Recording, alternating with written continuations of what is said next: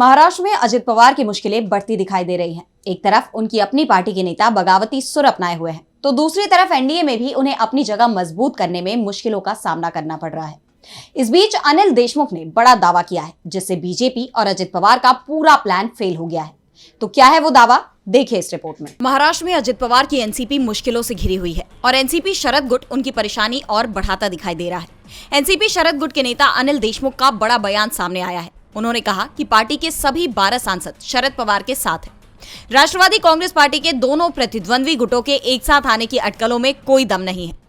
दरअसल चर्चा ये चल रही थी कि महाराष्ट्र के उप मुख्यमंत्री अजित पवार के नेतृत्व वाली एनसीपी ने शरद पवार गुट के कुछ लोकसभा सांसदों से संपर्क किया और उन्हें पार्टी में शामिल करने की कोशिश की है, और ये सब बीजेपी के इशारे पर किया जा रहा है।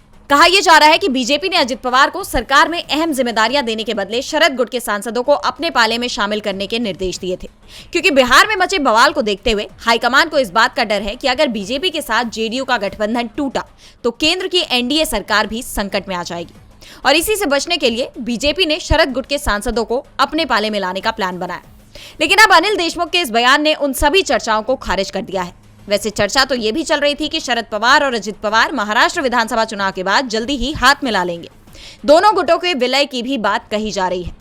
इस पर देशमुख ने कहा कि ये सब झूठ है। हमारे सभी 8 लोकसभा सांसद और 4 राज्यसभा सदस्य शरद पवार के साथ खड़े हैं। यानी उन्होंने अजित पवार की घर वापसी के दरवाजे तो बंद किए ही, साथ ही बीजेपी की पूरी प्लानिंग भी फेल कर दी। डीबी लाइव महाराष्ट्र की रिपोर्ट।